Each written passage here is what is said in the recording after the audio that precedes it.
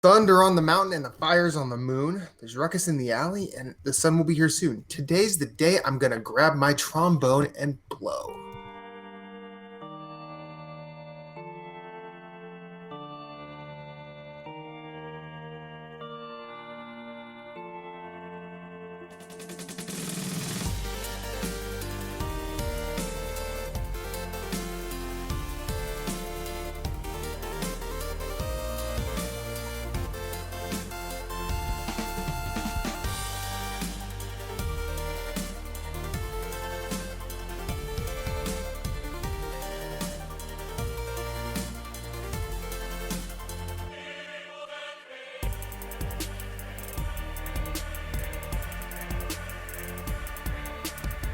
Welcome to Nerds Gone Rogue, episode 159. My name is Matthew Keel, alongside my bros. Moose, how are you? I'm doing well, man. How are you? I'm well. Corey, Double Legend, how are you, sir? I'm fantastic. Thank you for asking. Awesome. I appreciate it. I appreciate when you ask me how I'm doing, because then I get to tell you how I'm doing. Mm-hmm. It makes me feel better. I do like how it changes every couple of minutes on these calls, depending on the status of the stream. Well, look, I mean, we're trying something new here. We are. So, I apologize for It might be a shit show just for a little bit. Nope. It's gonna be good. Nope. You say shit show. I say Nerds Gone Rogue. So I say character, sir. Anyway, you can find everything we do, nerdsgonerogue.com, youtube.com/nerdsgonerogue. You can join our Discord. Go to Discord, search Nerds Gone Rogue. You find us. I know, I've done it. That's how I became a member. Also, facebook.com/groups/Nerds Gone Rogue community. That's how you can interact with us. Moose, you can find at SVHENN on Twitter and every other social media platform under whatever deity you choose to believe in. Whatever I want to be. You can find Corey at Corey in HD 713 on Twitter, Corey in HD everywhere else except for PlayStation, where he is Rogue Spartan 4, and he has decided to light up the Mixer train. I did. I lit it up. And he's giving away a game through his Mixer once he gets 100 subscribers, correct? Well, here's the thing. I have to get to 100, and then if I get to 100... Okay, so basically the deal is... I wasn't really planning on plugging this here, but since you brought it up. Mixer.com/CoreyInHD. If I can get 100 subscribers by the time Borderlands 3 comes out, I will be giving it away on that Thursday before the game comes out, so you can have it downloaded and ready to go. Cool. And if I get 150 followers on Mixer, it will be the digital deluxe edition, which comes with all the DLC and that. Nice. Yeah. All the best to you, sir. I hope it happens. I do too. It's been a weird journey the last couple days, I guess. Thursday. Speaking of giving away games, you know who else is giving away a game? We are. We're giving away Astral Chain. Platinum Square joint. So what you need to do, you need to subscribe to us on whatever podcast feed or YouTube you choose to do. You can send us a screenshot of your subscription to our email, which is nerdsgonerogue@gmail.com. If you write a review on said subscription service, that gives you an additional entry. So you can get up to 4. So you could do what were the 4 again, Corey? I forget. YouTube. Mm-hmm. Well, Twitch, but we're not really streaming there right at the moment. So not yet. No, I have to figure a lot of things out. So Twitch, YouTube, podcast service of choice, and your rating / review on your podcast service of choice. So yes, all those things. Now, also, we answer questions every single show. Email your questions, nerdsgonerogue@gmail.com, or you can ask us at all the outlets I've mentioned thus far. I'm not going to repeat them again because I'll just be stuck in an endless loop if I do. Gentlemen, y'all playing some games this week? Yeah, playing a lot of games.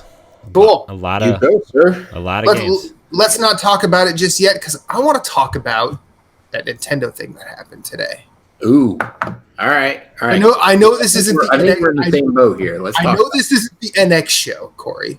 Mm-hmm. And I'm not trying to cannibalize that content, but I will say this: that Nintendo Indie World thing, if that wasn't fantastic, if that wasn't the hey, this is why the Switch is such a great goddamn console. And if you don't have one, you're kind of missing out. I don't know what is. Mm-hmm. What did you think about it? Because I know you are less indie curious than Moose and I are. To be 100% honest with you, I don't even know what happened today. So. Oh, really? Yeah, I didn't watch it at all. I didn't. This guy. Yeah. So I all I know is that I guess Ori and the Blind Forest is coming to Switch at some point. Yes. Which is amazing. Which is cool. All I know, and then people kept sending me that fake image that was thrown around that you could use your Xbox One controller on your Switch, and I had to correct like probably 25 people today and say that was fake. You really can't do that. So, what else happened today? That's funny. Bagel tried to tell me about that today, and I'm like, no, I think you're wrong. Also, did he just go? Also, I heard that. Well, you've met Bagel. He goes more like a. That's true. That's true. That is true. Go ahead, Corey. Sorry to interrupt you, Corey. No, I also realized that Shovel Knight was also not a part of the direct thing or Indie World Showcase thing today either. So yeah, the cards game that you're looking forward to, King of Cards, Showdown, the literal card game, like all that stuff was not again. But look, Yacht Club has other things they're working on. I know they're publishing a couple under other indie games themselves. I know they have a bunch of Kickstarter goals to still fulfill, and so I mean, look, they can take their time. I'm just kind of surprised that this thing was supposed to be out in April and they haven't really said a lick about it since the release date has come and gone. So yeah, I mean, they've showed it a couple times at like trade shows and stuff, which is fine, like whatever, but I'm just kind of surprised a little bit, but if they need to take longer, it's fine with me. I just I got other games to play. And you're probably in that same space about that I am about Spelunky 2. Yeah. Because Derek said he doesn't think it'll be out this year. Yeah. Which I'm on some level I'm like, man, fuck, that sucks. But also like, make the game you want to make. Don't. Yeah. Don't force it. Yeah. I mean, look. I know they're adding a bunch of like other content that wasn't planned initially too. So, if they need like that showdown mode, which is basically Shovel Knight Smash Brothers. So I mean, I know that's going to take some time to balance everything because you can actually pick a lot of the characters that may seem a little bit overpowered if you don't balance it correctly. So yeah.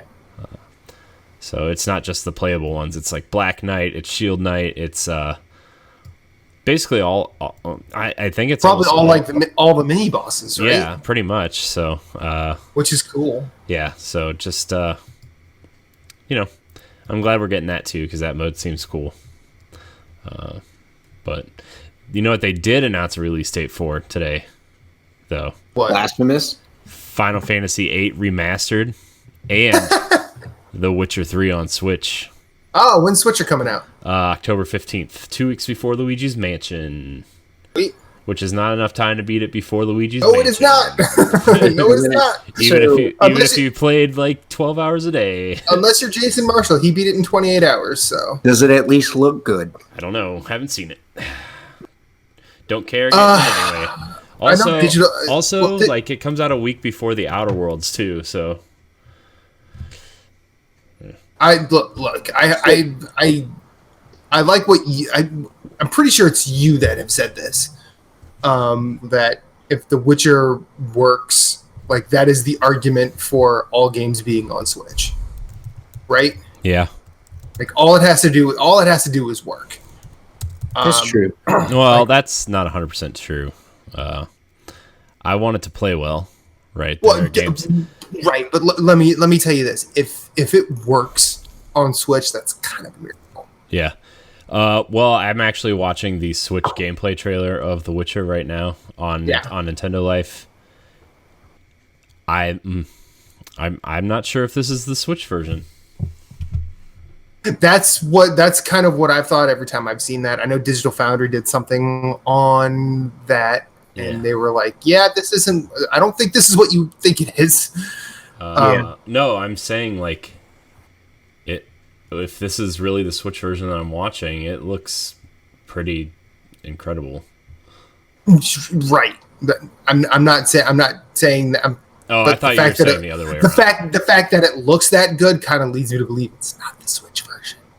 Well, it says captured on Nintendo Switch.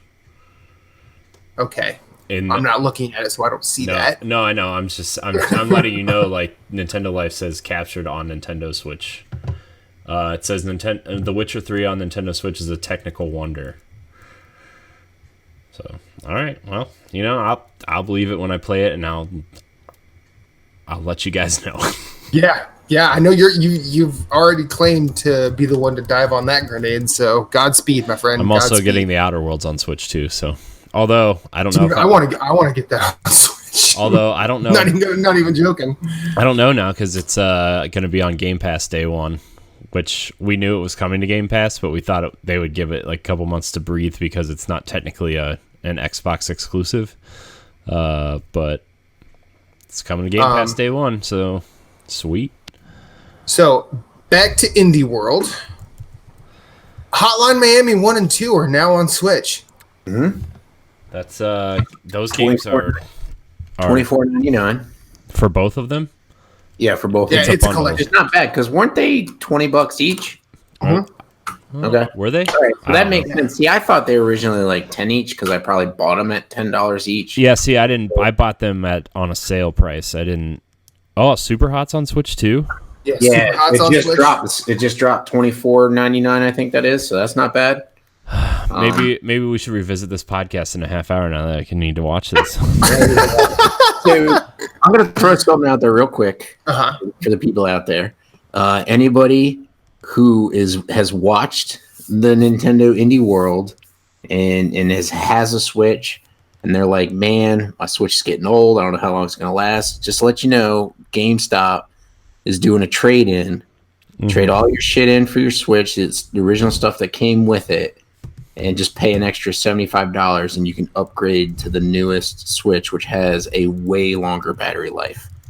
And not only that, but you pay. It's just portable too, right? Yes, this is the portable one. So not only that, but you will pay $75 for a newer Switch, which will last you longer. Like mine's 2 years old. Like I bought mine in 2017, and I'm totally doing the trade-in. I would do it right now. The only thing I'm missing for me to trade in is the Joy-Con grip, which I'm kind of like, I want to go to the GameStop and just be like, could you just take it out of the box and keep it?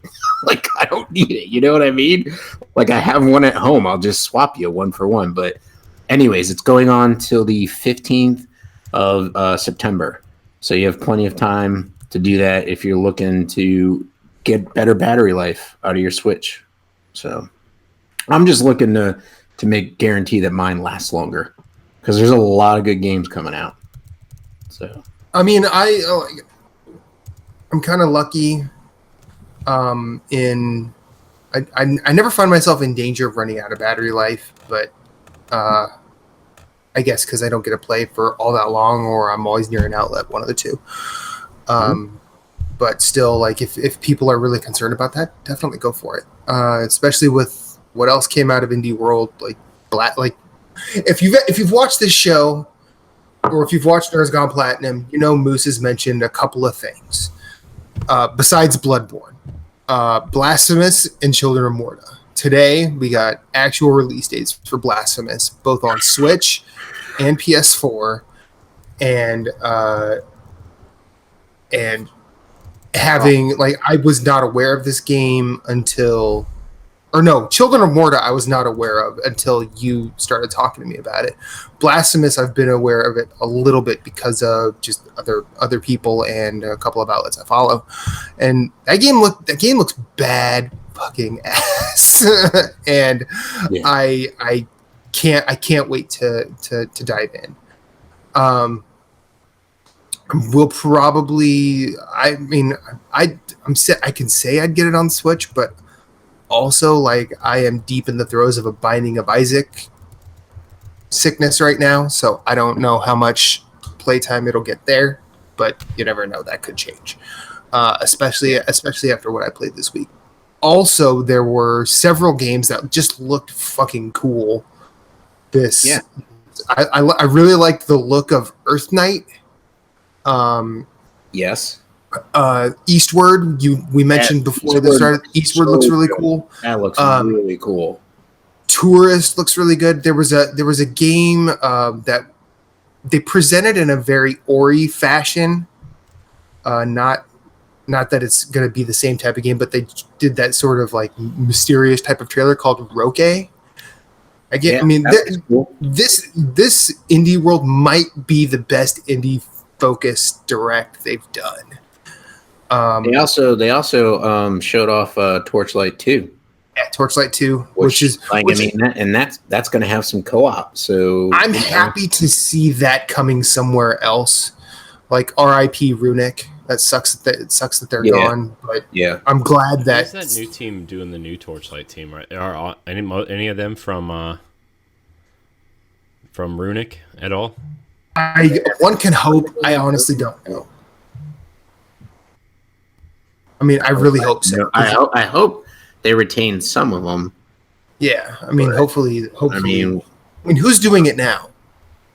The like, what is it like? Is it a battle royale? It's not an MMO, is it? Torchlight? No. The newest one. I don't think so. I don't fucking know what it is. I don't remember. Like, for some reason, I know about it, but I don't remember it being announced. But that's just because I'm just waking up and coffee has not kicked in yet. But I hope that there are people who worked on the Torchlight games still involved, because I think that'd probably be the best way to translate a lot of that. Oh, it's Torchlight Frontiers. Huh? It's a free-to-play action role-playing game and third game from the Torchlight series. Developers Extra, ECHTRA Games. Never heard of them. And so far, right now, according to the wiki page, it's Windows, PS4, and Xbox One. And the release date is this year. So I don't know who from the team that did the original Torchlight games made it onto there, but it's obviously it's not Runic. So that sucks. I think, didn't they do Hob? Did Hob, yeah. And like that, right after that launched, like the main company was just like, all right, y'all are done. Yep. We out. Sucks. Yeah. But. And then they closed Indie World with Ori September 24th. Is that right? I don't remember the exact release date, but I thought it was the 26th, the same as Blasphemous. But if it's the very well could be. I'm just guessing. I'm excited for that game because it is there. It was like for Xbox exclusives. It was that, Cuphead, and Sunset Overdrive, and then with that coming out on Switch, I will only have one of those games left to play, and Sunset Overdrive. Speaking of Sunset Overdrive, that was done by Insomniac, if I remember correctly. Excuse me 1 second. 27th for the listeners. It's the 27th for Ori and the Blind Forest on Switch. Speaking of Sunset Overdrive, that was done by Insomniac, who are also purchased by Sony outright today. Which is not surprising. Yeah, No, I'm kind of surprised it hasn't happened already, to be honest. Right. Like, I think that's more surprising than the fact that it happened. Yeah. Yeah. Well, yeah. I think everybody's in that camp. It's smart, though, because of, Spider-Man being successful and Ratchet and Clank being there. It's smart move by them. So, and I mean, that means they probably get Sunset Overdrive now, too, or whatever sequel they get to that. because They'll Insomniac owns the already IP have it now. in development. Yeah, if Insomniac owns that IP, please bring that to PS4. But yeah, I don't know. Part of me is like super happy about this, and part of me is not, just because I sort of like the idea that Insomniac sort of worked by themselves. Well, if Sony's smart, they just let them do their thing. Sure, and that's but that also is like if everything sort of stays as it is, which we're getting to the point where a new generation's about to start, and it could very well go tits up for them. But I've always liked the idea that Insomniac could just choose what they wanted to do. They could do whatever they want when they wanted. I just hope that Sony doesn't force them to make a whole bunch of Ratchet and Clank games that they don't want to make now, because I know that's always been sort of a thing that folks from Insomniac have said. They're like, they never want to make another Ratchet until they make another Ratchet. Yeah. And I just hope they're not like hamstrung. That's understandable. I mean, I feel like Sony is the type of developer owner who's just like, okay, like obviously it needs to make money, but if you want to try something different, try something different. Like Sucker Punch. Ghost of Tsushima is kind of it's similar to the infamous games, but it's definitely different. So it's nice that Sony's just kind of like, hey, y'all do what you want, as long as it's a great game. You know, we're happy with what you're doing. You know, so I think Sony being in it as long as Nintendo has gives them the edge over Microsoft stuff. Like Microsoft is still, I think Microsoft is slowly coming around on the, we also need to put out creative stuff instead of just, we need to put stuff out that's going to make money. And if it doesn't make money, Microsoft is just like, close it. Get rid of the game. That's their MO. And now, Phil Spencer's done a great job, and Microsoft's bought up a bunch of studios, and Microsoft has now got a partnership with Nintendo. Like, hey, here's Cuphead on the Switch. Here's Ori and the Blind Forest on the Switch. And they're finally like, hey, we can make even more money than we are, but we can also forest a good relationship with developers to develop really good IPs for our system. Like, I'm kind of happy and sad for Double Fine that they got bought by Microsoft, because I won't be able to play their games on PS4. But that's not true. Microsoft said Double Fine games are going to be multi-platform. Well, then I take that all back, and that is awesome. See, now this actually leads really well into something I wanted to say. If I am like, I am not the Sony fanboy that Moose is. We can. I'm not saying I'm not a Sony fanboy, because I am, but I will say this: if I'm honest with myself, I'm kind of jealous of Microsoft that Phil Spencer is their head, because he's so about games, and there's still so much. Like, I'm not saying Sean Layden's done a bad job, because he really hasn't, but he sort of inherited, a shit ton of goodwill, and I feel like goodwill is headed towards Microsoft at a very, very steady clip. It ebbs and flows. It does. But like, I just like, I really like Phil Spencer a lot. I just want to say that. I think maybe that's really just what I wanted to say. Phil Spencer's all right in my book. Like, he's coming around. He's pushing the gears and the Halo for the gear and Halo heads. That's like, we know multiple people. Like, we know like Jesse White. And I know a buddy of mine from Richie Tucci's stream. They just buy Xbox for Halo and Gears. That's all they play. Yeah. And that's awesome. They're doing a great job catering to them, but they're also doing a job to cater to gamers who are like, that's all you have on the system. Like, okay, well, I'll wait 2-3 years till the game comes out to buy it, and they're actually foresting good relationships with developers to put out other types of IPs, which is great.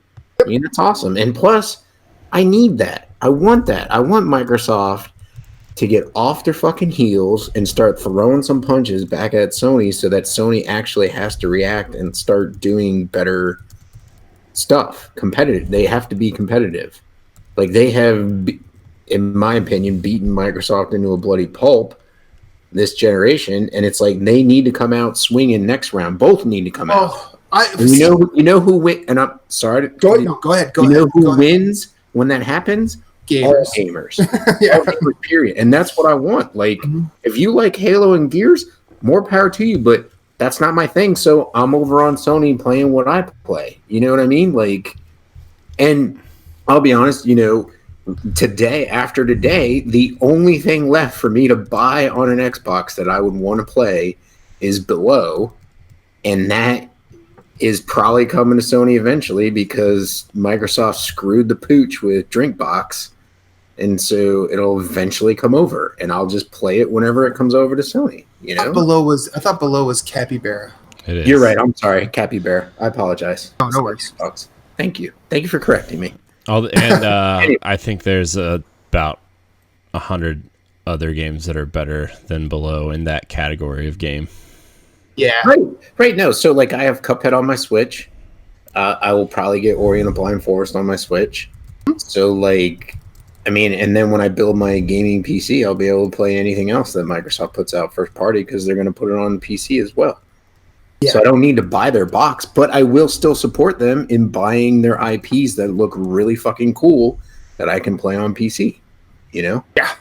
And I think Microsoft is doing a better job of getting out of the sea of sameness because they are partnering with Nintendo, and they are like, oh, no, we bought Double Fine, but no, don't worry, like we're gonna triple dip. Like their games will be available on Switch, their games will be available on PS4, and when those sales cha-ching, we're gonna be getting that money. Well, I think they saw what happened with Minecraft in doing that, and they're like, okay, so this is a revenue potential that we have.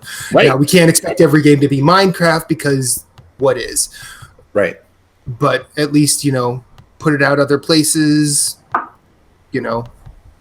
every cent adds up to $1 eventually. Mm-hmm. So I think we can move to game time now, unless anyone has anything else to add. No, I mean, I'm good. The indies look phenomenal. So I do want to shout out and say that Yoku's Island Express and Devil May Cry 5 are now on Xbox Game Pass. So if you have an Xbox and Yoku's Island Express is good. It's true. Devil Metroid Pinball is not my thing, but it's gotten great reviews, so check it out. Yeah.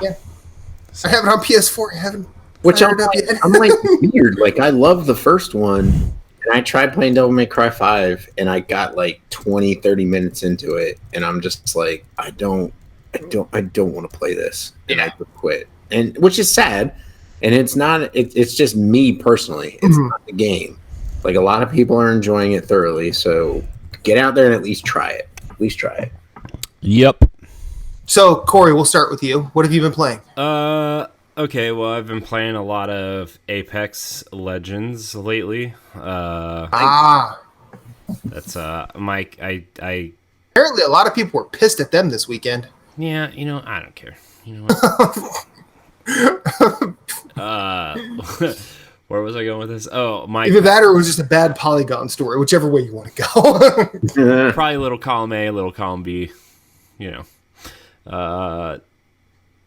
I'm sure they said something somebody didn't like, and then somebody blew it out of proportion, and then it just became a thing. I didn't read it, so I don't know what's going on. I didn't read it either. I just saw a lot of people I follow on Twitter talking about it.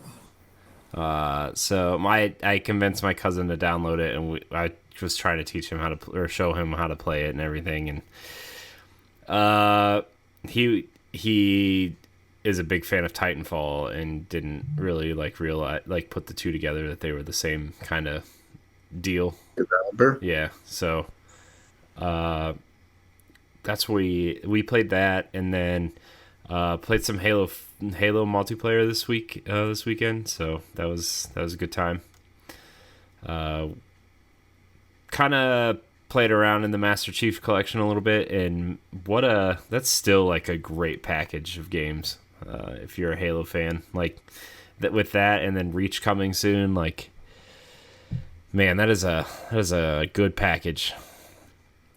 So, and it's all available on Game Pass, by the way. If you even ODST and Reach when they end up dropping, or ODST's out, I think already. But so I play a little bit of that, and then ODST : the best Halo game.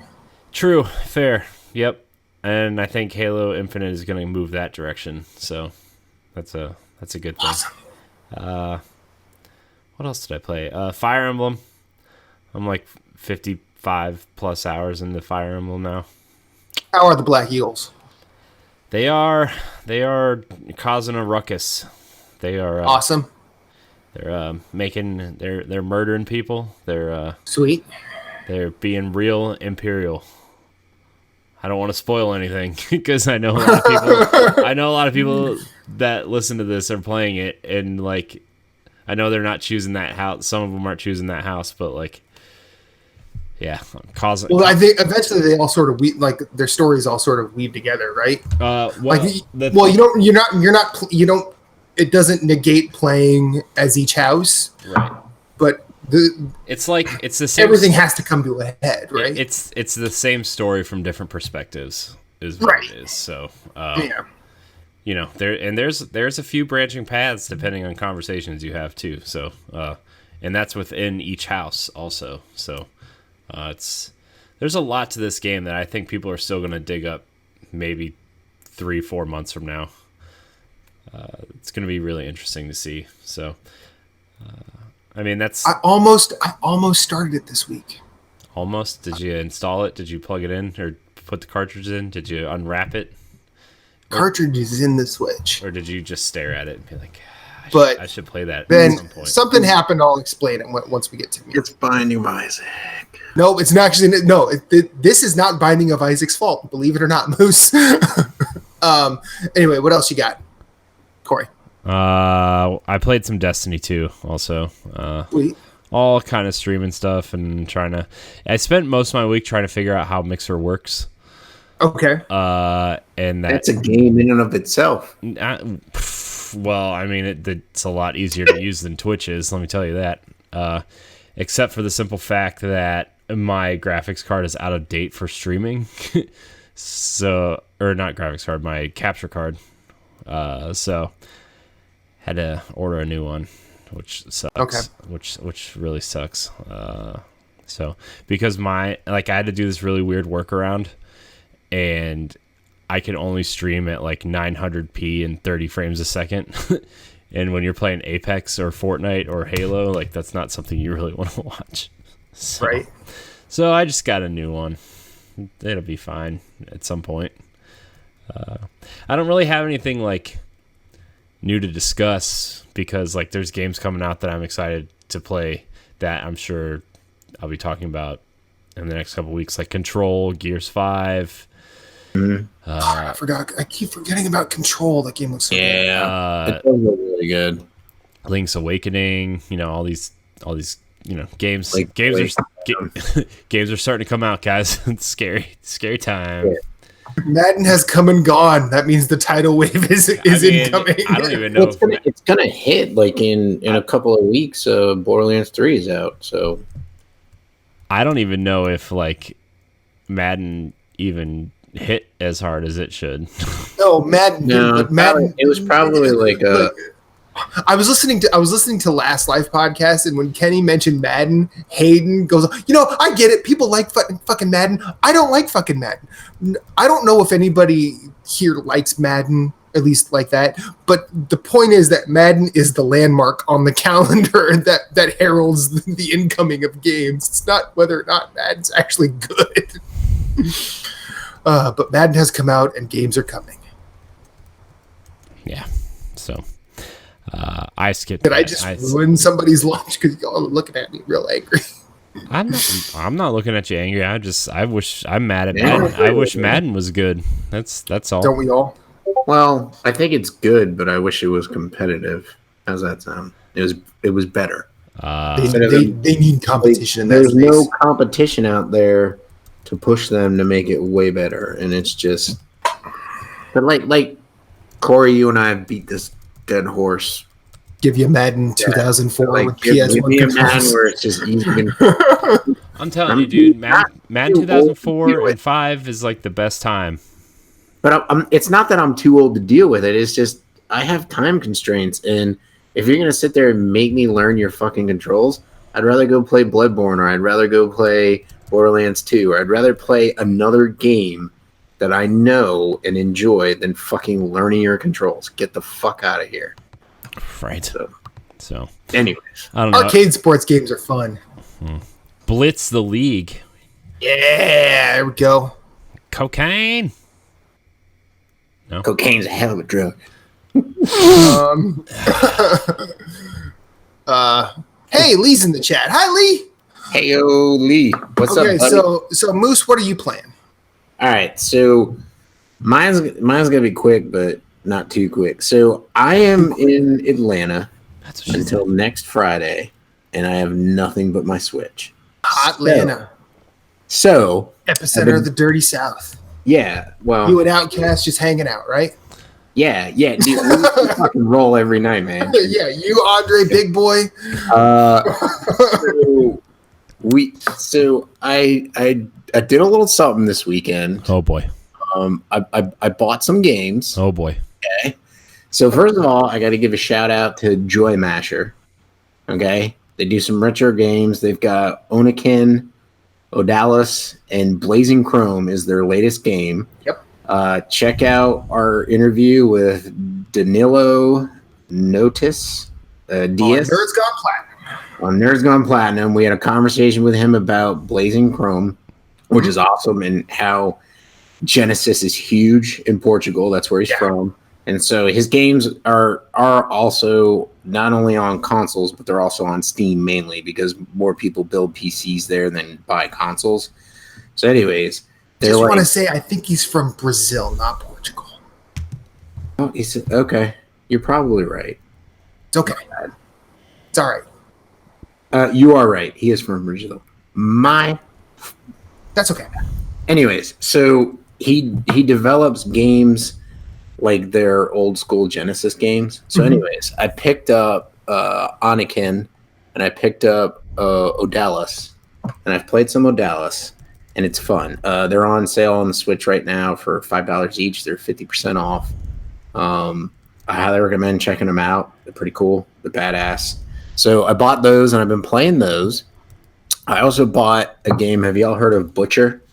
Yes. So Butcher is like a 2D side-scrolling Doom.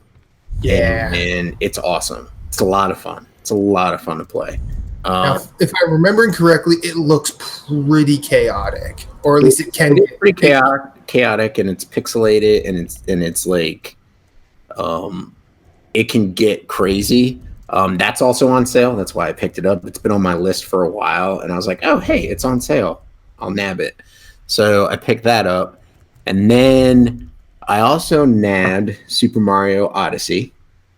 Yeah, you did. Not played it yet, so I don't know if it's everywhere, but the Walmart near me here in Atlanta had it for $49.94, and I had a $10 Walmart gift card, so I got it for like $40.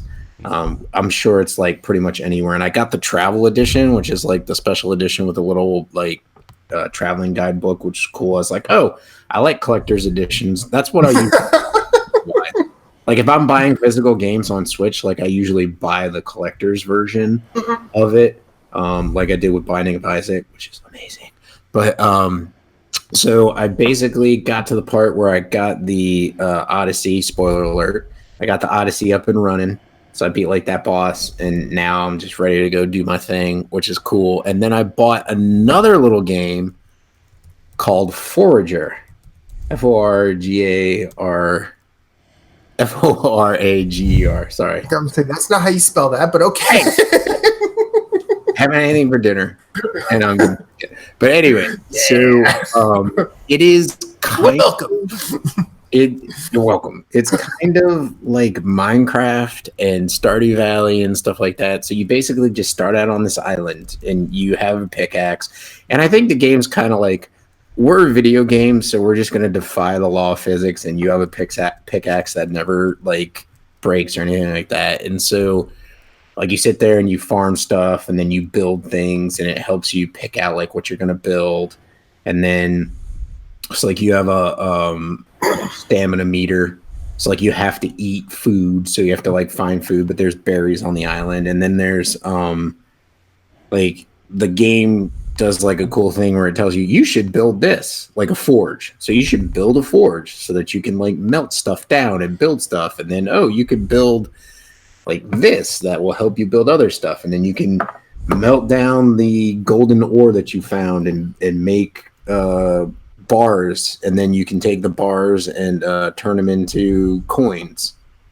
But anyways, it's a lot of fun. I'm enjoying it. I've watched the trailer, and I think it's the later game stuff that I'm looking forward to.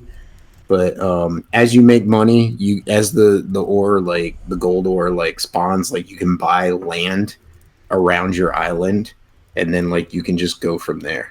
So it's pretty cool. I think it's $20. It was $20 on Switch. I think it's on PS4 now currently as well. I just want to point out that before we started the show tonight, while Corey was diligently setting everything up, the childlike joy that came from Moose as he was playing Forager, it was adorable. I know. It's like, hell yeah, I got an onion. I can just see him like sitting like behind like parents' couch, like playing. Like, oh, I got an onion. Like I just like in my mind's eye, I just saw like 9-year-old Moose Indian style in front of a CRT TV with a controller going, yeah, I want glass. That's what I said. The reason I want glass is so I can build a bottle so I can capture the fireflies at night. I know. Need that shit. I know. No, you explained it. Like I understood all of it, but it was just like none of it. It was just like pure, unironic, like enjoyment. And it's something I don't see very often. I was glad I got to see it tonight. Thank you, Moose. Welcome. But anyways, that's all I've been playing. I'm in Atlanta, like I said, till next Friday. So the next thing I will be playing, besides those games I've talked about, will probably be Conan Chop Chop, which comes out the 3rd, which is the day after Labor Day. And then after that will be Blasphemous, which we talked about, which is launching on PS4, Xbox, and PC on the 10th and the 26th on Switch. I might double dip on that. Don't tell the wife. Anyways, so be playing that, and then it's Borderlands. So like I'm kind of like trying to enjoy things, and like I said, we mentioned earlier where you could trade in your Switch and spend $75 and get the newer one. I'm gonna do that when I get a chance, but just having a good time with the Switch, you know? So, but anyways, that's that. That's what I've been playing. Matt, what have you been playing? Well, gentlemen, a lot of Binding of Isaac. Actually, had an interesting occurrence. Listened to Nerds Gone Platinum last week, I think. And Jason mentioned that, Matt said when I was off, he was going to play games with me, but I never see him on. So I'm like, oh, crap, I did say that. And I like messaged him, told him I felt bad, and I need to actually stop playing Binding of Isaac for a little bit. Anyway, he and I decided to start co-oping Neo. And he did say that. He texted us and he said, hey, I'm playing Neo, with Matt right now. And I'm like, oh.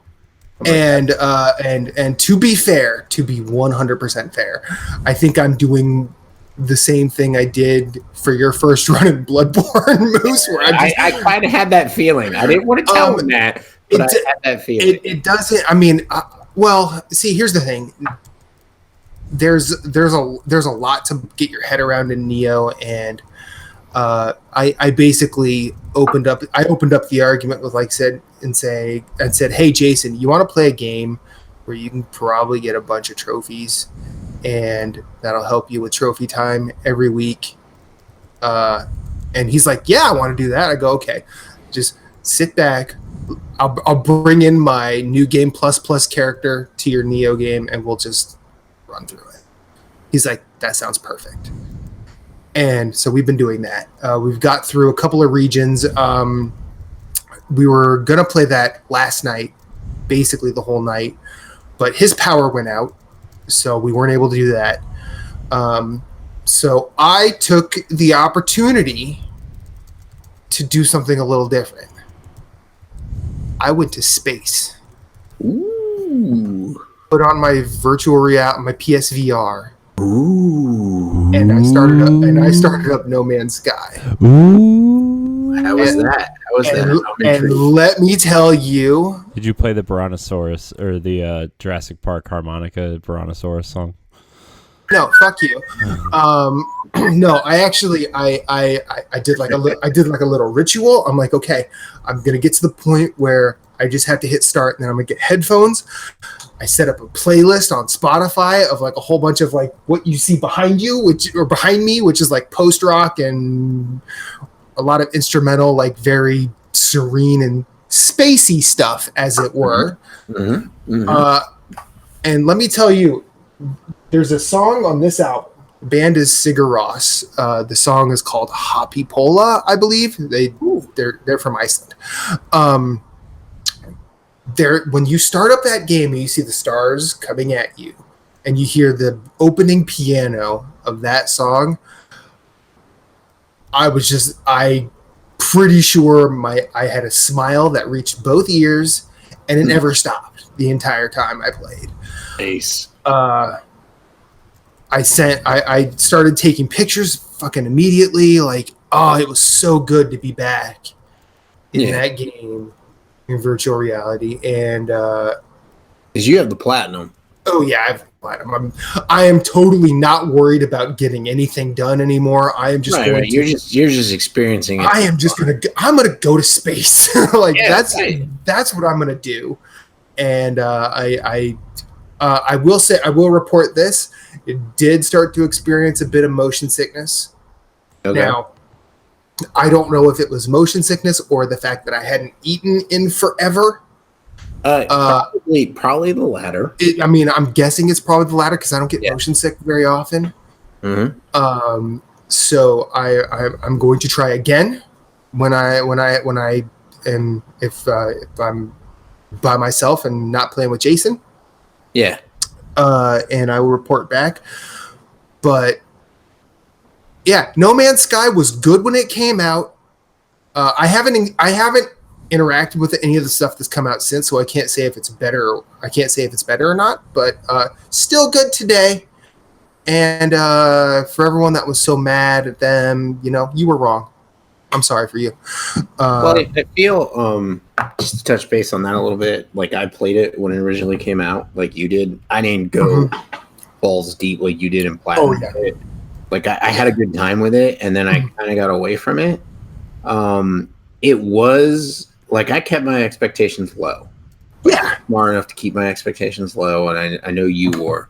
And so you and I went into it and were able to enjoy the game for what it was. So yes, it is a good game if you just if you just go in and have a good time. But then when they dropped Next, which was when it came out to PC and Xbox, like adding the third person, and Jeff and I played it. You co-opted a little bit, right? You co-op. Like the co-op was pretty fucking fast.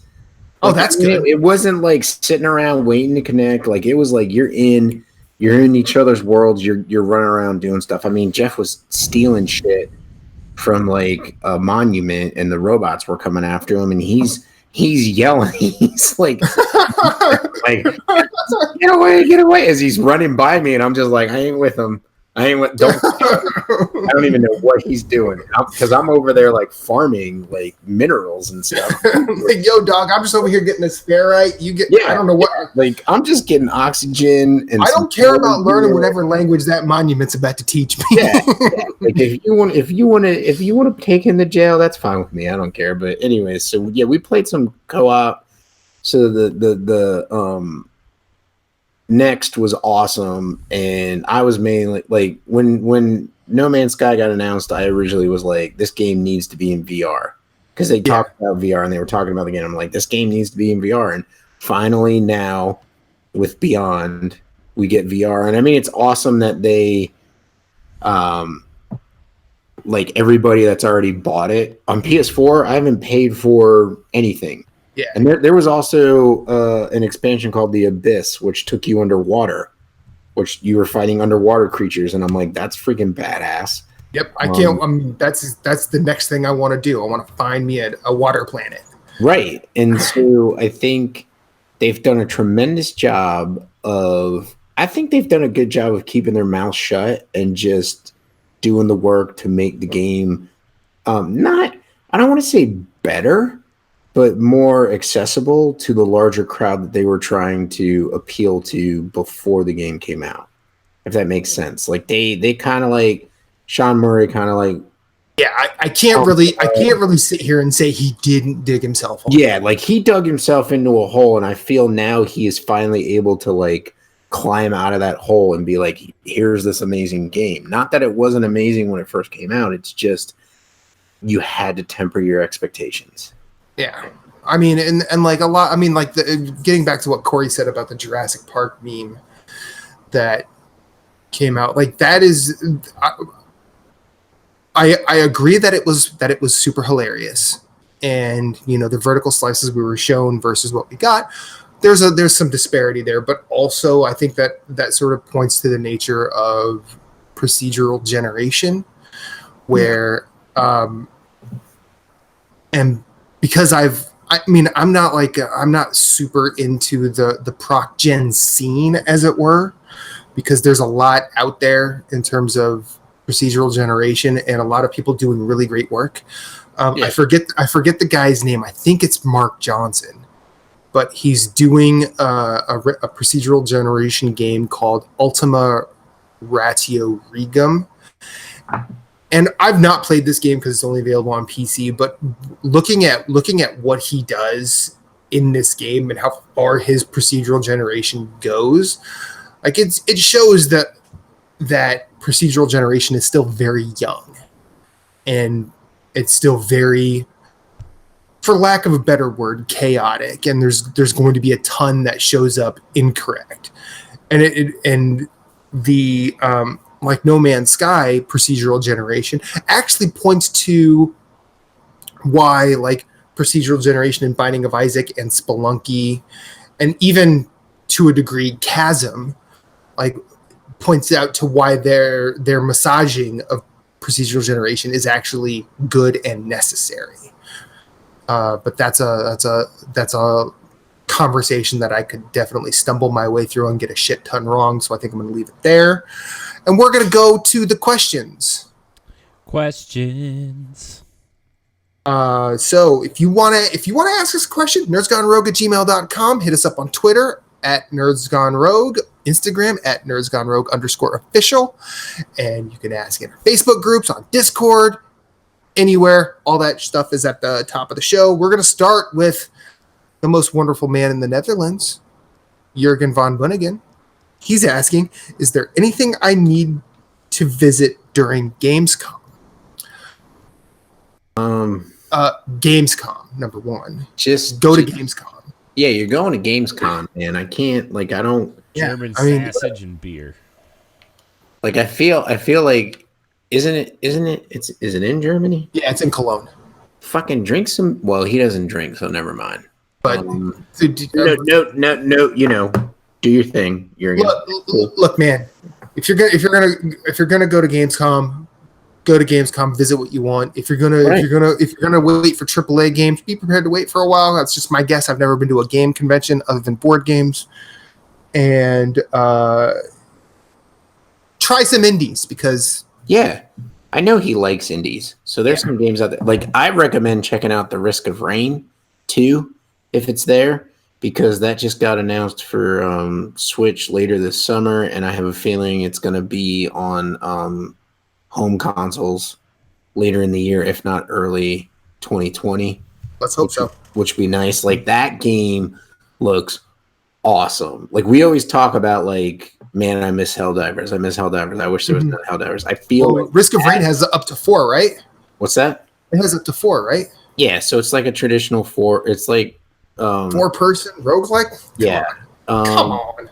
And so I feel like this could be our next, like, legit, our next Helldivers until Helldivers 2 is eventually announced and then released, which is just a matter of time, because they've been kind of quiet, Arrowhead Studios, which is fine. But they've been staffing up, so something's going on. Yeah, like some bigs coming, and I have a feeling like they had a huge hit with Helldivers. Helldivers is a tremendous amount of fun.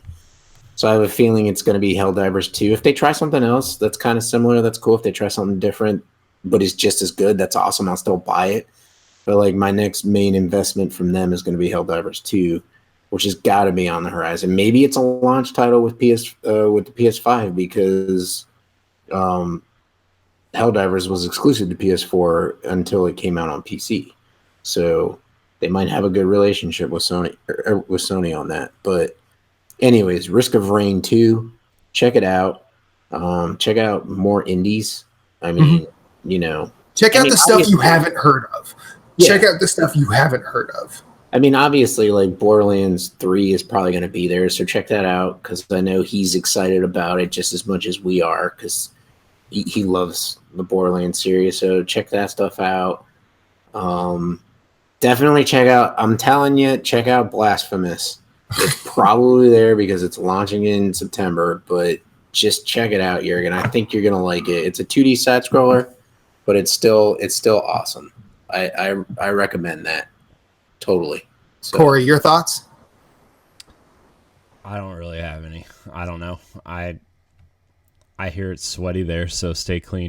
Take showers. Well, I feel like Jurgen's one of the few people that actually knows how showers work. Not few, but like going to a convention. Yeah. Not go well, like I've been to a few conventions and it can get kind of sweaty in there. And, for some people, they don't care. Well, here's my thing. I'm in a hotel room. Uh-huh. I take like 10 showers a day and I don't give a fuck. Right. So that's the thing. If you're staying at a hotel like Corey did for PAX, like take 2 showers if you need to. Well, when I went to PAX, we every single person that stayed in the room took a shower in the morning when we woke up before we went, and then we all took one when we got back. So right, because you're like you said, it gets sweaty. It's hot in there. I mean, you got a lot of 90-degree people running around. Well, I mean, when I went to PAX Unplugged with Reba, like. I don't think there were near as many people. Well, that's probably a complete fact. There were not near as many people as there would have been at like PAX East or PAX West or Gamescom for that matter. Yeah. But like when you get a concentration of people together, it gets hot because of steamy, because of carbon dioxide release and stuff in physics. And people fart too. I don't know. Yeah. Physics. But there's a lot going on. Just keep yourself clean because PAX Plague is real. I don't know what Gamescom has in response to PAX Plague. Let's just hope it's not near as severe. I'm going to move on to the next question. The man, the myth, the legend, Deshaun Malone. Yo. What shows are you currently watching on the reg? That's his first of 3. Corey, I think you're muted because I don't hear you. Sorry, I muted myself because my wife walked in and I was That's all good. Speaking with her. I'm watching The Boys on Amazon Prime. Heard that's really good. It is. Just started it last night. It's really good. I'm enjoying it. I'm like 4 episodes in, so it's pretty good. It's basically if corporations held superheroes or gave superheroes jobs and maybe your heroes aren't always the good guys, and they sometimes have to do what the corporations want them to do instead of, what they should do. yeah, Instead of the right thing. yeah. Right. So it's pretty good. I'm really liking it a lot. So I've been watching that, and then what else have we been watching? My wife and I regularly watch Ink Master. So it's The tattoo show? yeah, Cool. yeah. So That's the one that Dave Navarro does. The Yeah. guitarist from yep, Red Hot it Chili was in the Peppers. Chili Peppers, but Jane's Addiction. Jane's Addiction. Thank you. one That's of what I those. was looking for. Yep. Cool. So we're watching the new season of that, and it's How many seasons is it in? Do you know off the top of your head? Okay. 15. I know it's got to be like at least 10 or like it's up there. Well, there's 2 seasons a year, Okay. and I think it's been going for like 10 or 12 years at least, so maybe longer than that. I don't know.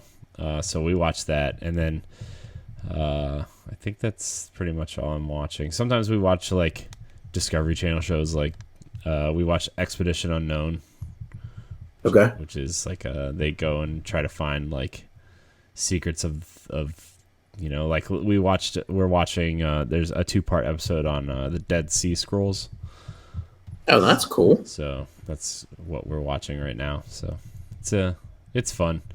The host is very full of dad jokes, and it's pretty funny. So So he's almost right up your alley. You Yeah. haven't been dad long enough Yeah. to have it be right up your alley. I'm taking, Dude, let's stop right now because I spent a day and a half with Jeff Glasson. That motherfucker. Is a dad fucking walking dad joke. He's a walking dad joke. I love him to death, but he is a goddamn walking dad. And and I was so glad in person I got to give him shit about the Oninyaki thing because like I was seriously pissed for like days after hearing that. No. Love you, Jeff. I'm not I don't really know if I'm watching anything on the regular. Like I usually put stuff on to attempt to fall asleep to. Yeah. What do you fall asleep to? Well, that's same. I can't fall asleep unless the TV's on. like Really? Yeah. I originally tried like last week I was trying to fall asleep with like people on Twitch stream and that wasn't working out. Mm-hmm. So I actually started watching Key and Peele again.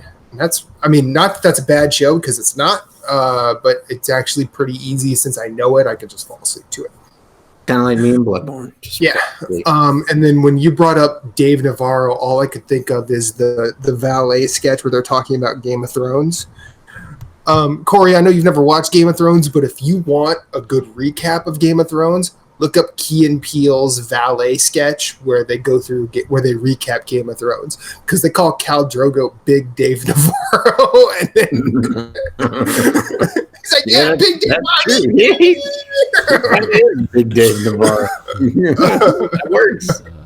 That works. But no, I've been falling asleep to that. I started the Golden Girls again because Golden Girls. Because why not? I love them. Why the fuck not, man? Thank you for being a friend. That's right. Nothing wrong with falling asleep to a bit of Rick and Morty. Show's still pretty good. Reba and I are also trying to plan our honeymoon, I guess. How So much? we're looking at. She loves travel shows. I really do not, but she's trying to get me to watch them so we can look at where we're going. Right. So what about you, Moose? So I don't really watch a lot of shows. I mainly do like small bite-sized stuff. So I watch a lot of YouTube things. So if I'm gonna go on that tangent, I watch a lot of First We Feast, the burger show, because we all know the Moose loves burgers. That's why he's fat. It's also I was just like, of course you do. yeah, like the audience is just like, of course he fucking does. So I watch that, and then I also watch Hot Ones. which is awesome. They just ended season 9 with Stone Cold Steve Austin, which was a great interview. It was nice. I think Sean Evans, I believe his last name's Evans. I know his first name's Sean, but the host of that show just does such a great job with his research and like, I don't want to say digs dirt. Like he's not the type of host that like tries and like put the interviewees in like an awkward position. He just digs deep for like really cool questions. Okay. You know, like half the time, like the interviewee's like, whoa, you really went deep on that question, you know? And so he does a good job of like researching his interviewees to like ask questions that they might not have answered before or something like that. So he's awesome at his job. So like I said, season 9, great show. It's called Hot Ones. They also have hot sauce that you can subscribe to a subscription box and get their stuff. I'd like to do that, but I think I'd probably get like to maybe their third hottest sauce and be like, I'm good. Cause like, I like spicy stuff, but, I'm like breaking into hotter things anyways. And then I just started The Boys, last night. So I was playing Super Mario Odyssey and I was watching a Twitch stream and the person ended their stream like, well, there's no one on that I really want to watch right now. So I was like, I'll see if I can fire up Amazon. Fired up Amazon and loaded up The Boys and watched the first episode. I'm like 3/4 of the way through the second one, and it's good. Like I like it. It's like really good. I like it's got Carl Urban, who is awesome. He's a great actor. Dude, he's so good in that show though, too. Yeah. Oh, he's really good in the show, and he played Dredd in the latest iteration of Dredd, which I wish they would do a sequel because he was awesome in it. But anyways, he's good in the show. So I'm not familiar, and I don't know the other actor's name off the top of my head that kind of plays like a co-leading role to his.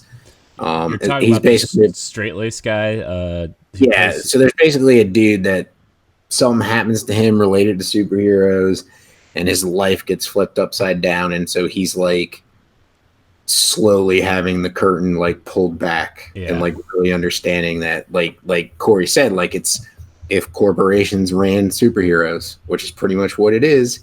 And so, you know, he is just kind of like first episode, he's like, you know, being shown like what's going on. And so the second episode, like I said, I'm 3/4 of the way through. I should have finished it before I went to bed, but I was too tired. And so I think it's going to be good. What is it? I think it's only 8 episodes. I think it's like 8 or 10. Yeah, like it's not like 12 to 13 like a typical season is. But anyway, so I'm watching that, and then I'm patiently waiting for the latest season of Jack Ryan, which should start soon. Like they put a teaser out, and last year it ran in August, I believe, and so if it starts in September, that's fine. Let's get that out there. John Krasinski as Jack Ryan is freaking awesome. I love it. What's her name? The girl that plays the I know Jason's going to kill me for not knowing her name off the top of my head. Starlight? Anyways, what's that? Starlight? No. I'm talking about Jack Ryan. Oh, the girl in Jack Ryan. Okay. The girl in Jack Ryan, but she's awesome. So the series is really good. I'm looking forward to them building upon it. So hopefully that comes out soon. Abby Cornish, I think it is. Cornish. Okay. Yeah. But anyways, so yeah, so I'm looking forward to seeing that. And then I want to watch. Have y'all seen that Carnival Row? That's the new show about new Amazon, fairies. But I mean, it hasn't come out yet. No, but it looks cool. It comes out Labor Day, maybe. I think it comes out the Friday before. Yeah, it might be the Friday before, but like Labor Day weekend is what they've been advertising. I'm looking forward. It's the one with Orlando Bloom in it, right? He's like the main guy, kind of. You are correct. Yeah, it is Orlando Bloom, and it seems like it's like the I don't want to say weirdos, but like the kind of people that inhabit it, you know, carnivals are like real, like fairies and like creatures and stuff like that. And so it's like you know, it looks really interesting. Yeah, I've been hearing good things about it, so I can't wait to watch it. Tell you what, Amazon's investing a lot of stuff into some cool shows. Yeah, no, I agree with you. So I'm excited about that. But other than that, it's like I do need to watch Stranger Things, but just haven't. Just because. Yeah, I haven't watched the third one either. I haven't even watched Video games. I don't even think we finished the first season, to be honest with you. I haven't. I started the second season. I don't think I got to episode 2 and was just like, I'm good. I feel like that show is like, I know we have like 100 more questions to answer, but I feel like Stranger Things really hits on a lot of the nostalgia of things that I have no nostalgia for, and I think that's why I don't really care for it. Well, yeah. Like, it has a lot of nostalgia for me. Like, I watch it, I'm like, oh, this is amazing. But then, like, I sit down in front of my TV and I'm like, I can play video games and talk to Jason and Jeff in a party chat, or I can watch a show and I'm like, I'd rather sit and play video games and talk to Jason and Jeff.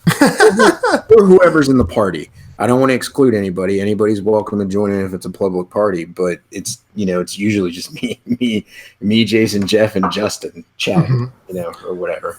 So. All right, Deshaun's second question. Since you all seem to be moving towards live streaming a lot of content, what are your thoughts on the future of the medium? How do Twitch and Mixer compare to YouTube's future? Super interested in this conversation.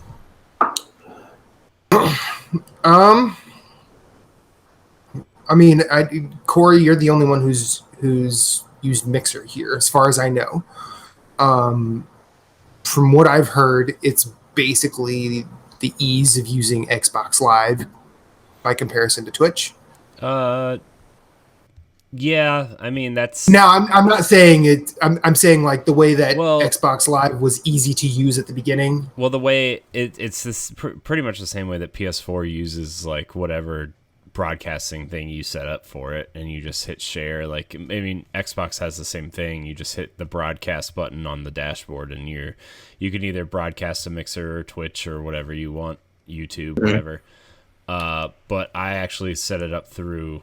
Well, I've had this really had to do this really weird workaround because my capture card is kind of like out of date a little bit, so I had to get a new one. But so I had to use this weird workaround where I have to stream to restream.io and then out to my Mixer channel because Mixer is not compatible with Elgato past a certain point or before a certain point, or OBS for that reason. So, I've been streaming at 900p and 30 frames a second on all games, which is terrible. But the user interface of Mixer is actually way cleaner than Twitch is because there's, how you guys don't really use OBS to use for streaming, but like not yet. When you go through Twitch's menus and stuff, it's like really cumbersome, and sometimes you don't know where to get your stream key. Like, how many times have we streamed on Twitch and I'm still like, man, where do I get the stream key? And I sometimes I literally have to Google a walkthrough every single time, whereas like on Mixer you just go broadcast dashboard and your stream key is right there, and you have to enter in your password to unlock it just in case somebody's like trying to hack into your account or whatever. But that sounds pretty. Like it sounds pretty elegant. Yeah, it just needs to be user friendly. Like, so I mean it's really simple. The channel, like just the display of your channel is just really clean and simplified, and you can hand out like they have like an interactivity thing other than chat where like you can give out sparks to your fans, and you can have polls and contests within your chat during your stream where you can hand out sparks, which are used to like quote unquote buy gifts or subscribe to people, like in. Or sparks the same as bits? Maybe. I don't know. Okay. Maybe. I don't know. No embers. Some biddies. I'll give you some biddies if you show me them titties. Nope, not doing that. No. Well, you can't. Well, they do have 18 plus only streams on Mixer. You set your thing to whatever you want, but I didn't know that. Mine are either family friendly, or if I'm streaming Nintendo stuff, it's usually family friendly, or if I'm streaming like Apex or Destiny or something, it goes to teen rated. Yeah. So, but there are adult 18 plus streams on there. Like, you can set your account up to do that. Okay. So I don't know, but it's cool. In like just streaming 3 days, I already have more followers on Mixer than I did on Twitch. Nice. Nice. Nice. Well, it's also probably because Twitch is oversaturated. Yeah, that was my point. Is like Mixer is kind of still a relatively small community compared to YouTube and Twitch, and like Mixer streamers are usually willing to like collaborate with you and like really kind of help each other out and stuff. So I've already met a lot of cool people on Mixer. Nice. If I'm 100% honest, if I had the option to change from Twitch to Mixer, I would, because Twitch has done some problematic shit. Yeah, that's another kind of reason that pushed me over the edge to do that. Yeah. I mean, the whole, like, I don't really think we need to discuss it, especially with time constraints, but the whole Ninja situation was kind of shady. The Dr. Disrespect situation. Yep. Like, well, he's trash. So sure, but see, Twitch is supporting that trash. It's also why we've gone back to streaming exclusively on YouTube for right now until we can figure out what we really want to do later. Yep. You know. So I mean, and then let's bring YouTube in. It's not like YouTube's any more saintly than Twitch, because Lord knows some shit goes on YouTube. Yeah, I mean, but this is where our audience is as well. Like we did put up that poll and that question on Twitter, and we did get some feedback, and YouTube kind of almost unanimously got the votes. Well, I mean, it sucks that it doesn't suck, but like YouTube is just the de facto place. Yeah. Yeah. It's not like we can live stream on our podcast service, or I would actually probably just do that, you know, like, right. Like if we could just live stream to Podbean and it go out to like Spotify and whatever, like nobody really, like, look how many downloads we get compared to like people actually watching our video. It's like very minimal. Yeah. You know, like the views we get on YouTube, it's literally just there for like, just to have a video version, because I like the way we look on this stream in particular. So Corey likes looking at our faces. Yeah, baby. I just think it's the cleanest layout we've ever had, first of all. And this is just from a purely graphic designer / whatever thing. I think our stream looks really clean right now. It looks nice. I mean, I don't know how any of this really compares to YouTube's future, because unless there's going to be another video platform that's really going to take a run at YouTube. Right. Which probably won't. Like, here's the thing. I mean, like, Vimeo is there for music, but I don't really know how competitive it is.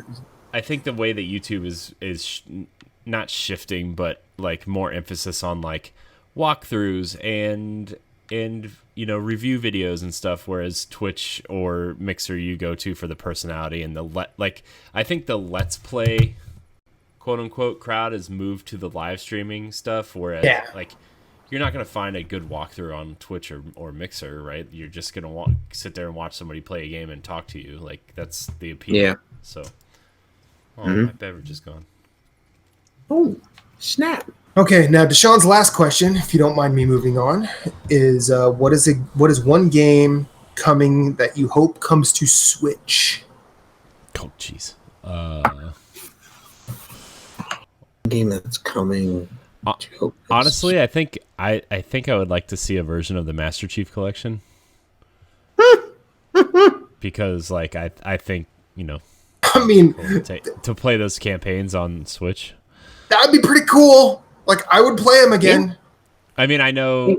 Shit, if they could fucking put Doom on the Switch. I mean, I know. It's extremely hamstringed. They could do the Halo series. Yeah, I mean, I know Moose is laughing, but I mean, and I know like the online connectivity stuff barely works on Xbox. How's it going to work on Switch, right? But like, if you're not there for the online, the campaigns are. I mean, those first few Halo campaigns are really good. I did laugh But I laughed just because I was like, Halo on Switch, but then it's like, oh well, we got Cuphead and we got Ori, so it's like maybe And Microsoft's Banjo. like, hey, we'll put Master. I mean, they could totally put Master Chief on there. Yeah. You know, I mean, who knows? Like that would be cool. Imagine if Microsoft was the one to break down that door. Oh God. They did. They basically kicked it in, and Nintendo was like, you know, like we'll let this happen. Microsoft kicks down that door, and Nintendo's like, "We're still not putting Mario on Xbox." Yeah, yeah, exactly. Like they were like, how could Microsoft was like, how can we get a piece of the action on this this hot selling new system because ours is selling like shit, and they're like, oh, let's put one of the only games that people want to play, or two of the only games, that we have that people want to play on your system. So I don't know. I mean I think that's a cool shout, Corey. I genuinely do. I agree with that.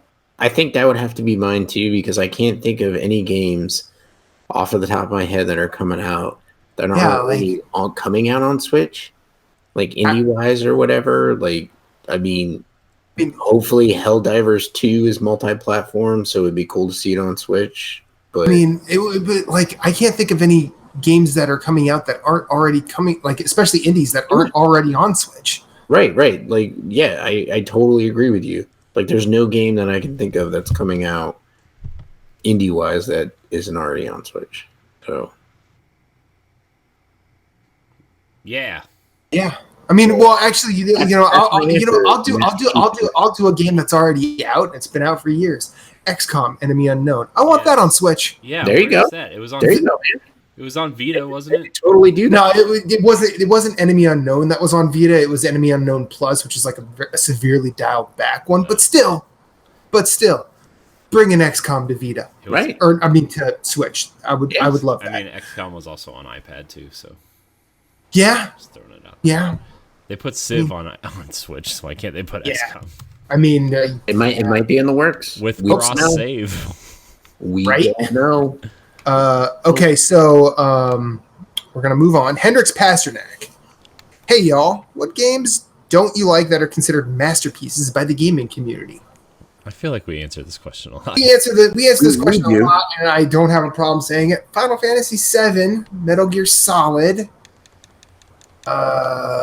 Uncharted 2. Witcher. I have a few, but I actually thought of new ones since the last time we discussed this. Most of the God of War series I actually don't like all that much. Yeah, it's very over-sexualized, the first three, but then over-sexualized and violent. Not that You mean you don't like having a foursome in the third game to gain health? I mean, I guess wouldn't that just waste your stamina? I mean, I think it would waste your stamina, but it might get your health going back up. You never know. Get your blood pumping. I mean, I feel like there's a conversation we could have here, but I don't want to have it. I feel like we're treading dangerous waters with this game. Yeah, we are. All right. I don't like.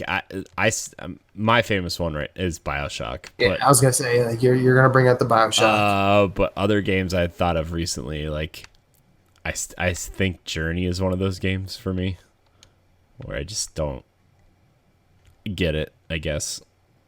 Last of Us for me. Yeah, the Last of Us is another one for me. Like I think Journey for you, Cor. I mean, you're entitled to that, but I also think because you came to Journey so late. I mean, I didn't though. Like when it came out, I got it and I played like an hour of it. The way you would frame this up before, like you came after there was co-op, or after like everyone. After the conversation, and then I like went back to it, and I was like, I just don't get it. Like I just don't get it. Okay. Okay. So, but yeah, The Last of Us also is. I think Naughty Dog games in general for me. Ooh. Okay.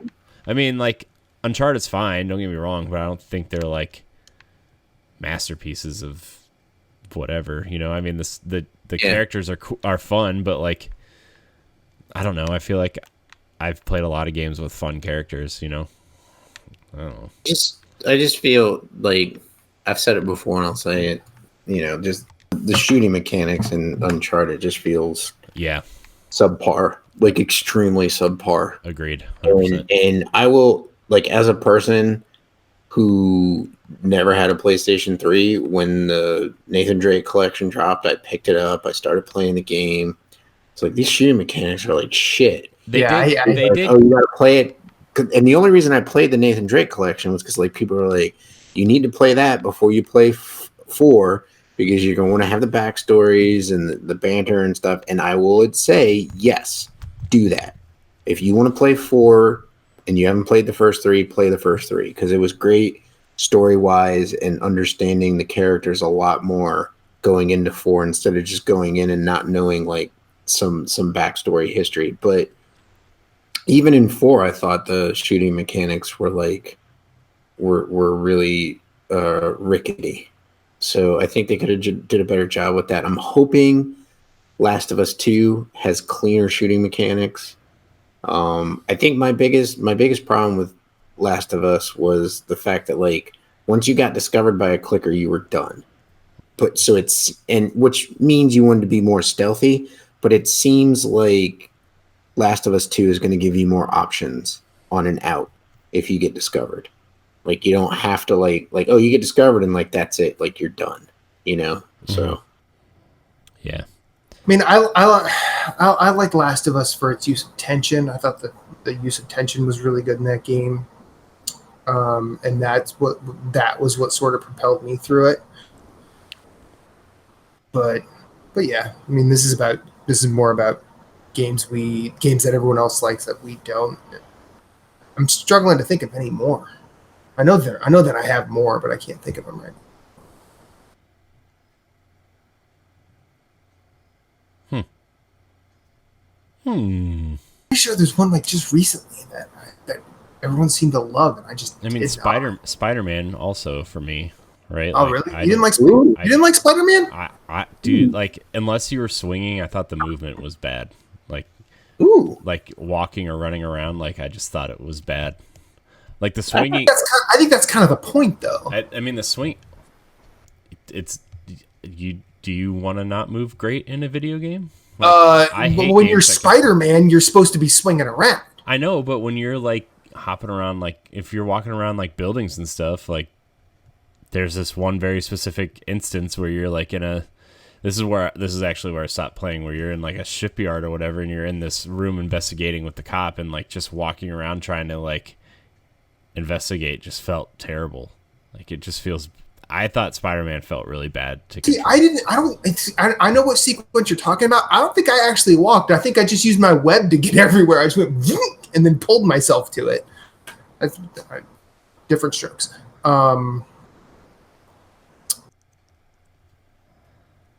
So, I mean, that was, like, the most recent one for me. Assassin's Creed. A lot of people hold 2 up as a masterpiece. I fucking hate that game. I think older Assassin's Creeds did not age well. Like, I think Origins and more so Odyssey control how I like modern games to feel. Mm-hmm. But older games do not. Like, I went back and tried to play Black Flag for something I was gonna do some sort of video on, and it does not control great, and that was, like, very disheartening to me because I love that game. If you love games and you haven't played it in a while, don't go back to them because a lot of the times they don't hold up. All right, so let's move on. We have a new listener, gentlemen. His name is Steve Grohl. New listener here. I was wondering how you guys got into podcasting and making vids on the internet. Real quick story, Steve. This is my best impersonation of Corey. Hey, Matt, want to do a podcast? That's how it happened. Granted, like, I had also been on. I'd also hosted a podcast prior to Nerds Gone Rogue. It was Platinum Achievements. So it was really fun. Shout out to Platinum Achievements. Yep, I do miss talking with those guys, but. And shortly after I left, I think it was kind of just done. But I miss Chris. I miss Imran. I miss Brian. I miss Antonio. That was fun. And I think if I had not done that, Corey would not have said, "Hey, Matt, I know you fell asleep during that raid in Destiny, but I'd like to do a podcast with you." And here I we know are, you 4 got years later. Yeah, and I know you got started before. I think you got started around the same time Platinum Achievements did with DNA stuff, Corey. Correct? When did we start? We started around the same time that like Nerd Overdrive was kind of starting, and then like a couple months in is when I started listening to them, and then heard you on there, and Yeah. so yeah, DNA stuff. I started. I was actually trying to do stuff before DNA existed. Yeah, you were writing. Yeah, and so then like a bunch of stuff happened. And we just kind of did it. So I don't know. That's quite a long story for a different time. If like I actually thought about writing about it. Like You should. DNA 5 years later, because I actually went back to because I'm trying to like spruce up my personal website and portfolio stuff on my own website, and like I was trying to go through the DNA stuff and like work through, and I started watching some of the old videos that we were doing, and it was kind of nostalgic, and I like kind of like I there's something interesting about when and it's like, I mean, I love doing Nerds Gone Rogue and stuff, but there's an interesting dynamic when 4 people are in the same room and 4 microphones and like just at a table talking about stuff, like Yeah. it was an interesting set of content that we made, and I mean, it's not like, looking back on it, it's not like great content, but it was fun. Like I enjoyed the work that went into it, and it's just a shame how it kind of like unraveled at the end, but that was an interesting start, I would say. So Yeah. Moose? How'd you get involved in this? I got asked to be a guest on a podcast. this is kind of just how it starts. You just ask, Who did that? and I was like, okay. And then like maybe 3 or 4 guest appearances later, hey, you want to be a regular? And so I was like, sure. So I became a regular. And then Corey was off doing one of his little project things, and he birthed Nerds Gone Platinum. And I get a message from Captain Canada, who will return one day, and it was, "Why are you not one of the hosts on Nerds Gone Platinum?" And I was like, "I don't know." So I messaged Corey and I said, "Hey, do you need a co-host for Nerds Gone Platinum?" And he was like, "You can have it." Corey's like, "You can have it," because like he's like, "It's a great idea." He's like, "But I'm too busy." And I was like, "Well, I'll and I reached out. Me and Jeff and Jason were playing at the time, and I reached out to them and I said, "Jason, you want to be my co-host on this?" And he was like, "Yeah." And so yeah, we're like 50 some episodes, almost 60. God, later, we got to be like 60 or 70 episodes later, and I see, and that's my other. You guys thing. have done 100. Yeah, you guys are like, wow, we've done 100. Jesus, see, my problem is like, last week I published episode 112. So like, I love doing the podcasting, but I am terrible at tracking any numbers, like any of that stuff, because Clearly, I'm just you're like a year behind. I'm like, I love our podcast. Yeah, we did do 100. That's right. It's just I love doing the podcast and all that, but I feel like if I pay too much attention to like what's going on, like I'm going to become super critical of myself and like the episodes and whatnot, and it's just not going to be fun anymore. So I just kind of like let it happen and let it do its own thing, Yeah. And Jason has done a great job of being the host. He's the man in charge now. Like I had to, he took it over when I got my job where I'm at now, and had to like work crazy overtime hours. And I'm just like, he's doing a great job. I don't need to do it, anything. I'll just show up.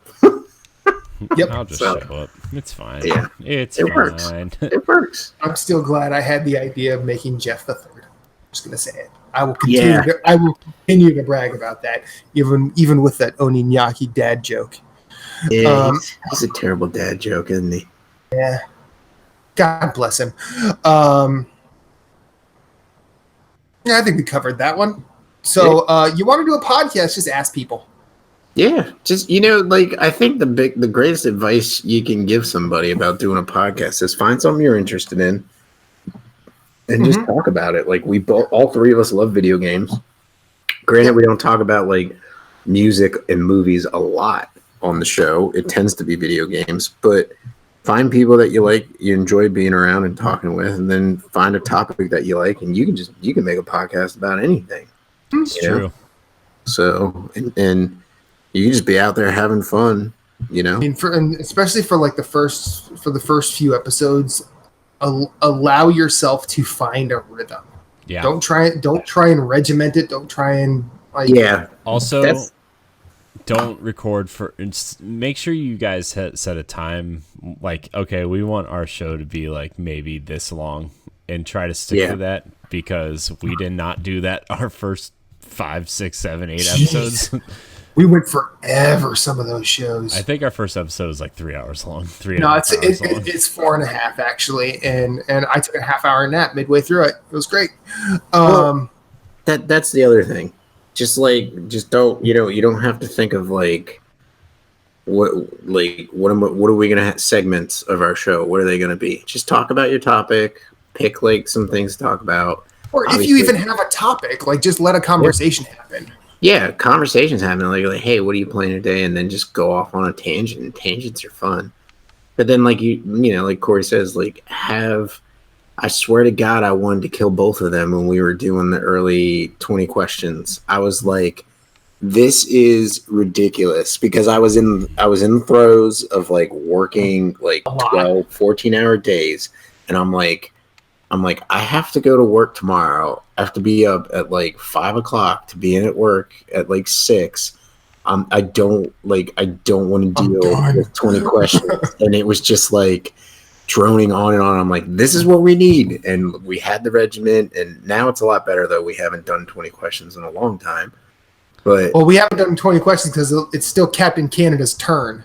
Yeah, I know. So, I mean, we need to wait for him. Motherfucker decided to stop showing up when it was his turn. In all fairness, I know. I'm but I mean, it's just, I think like having just a conversation a podcast that has a conversational side to it where it can take its own flow is fine. But I agree with Corey where you have to be in a certain parameter.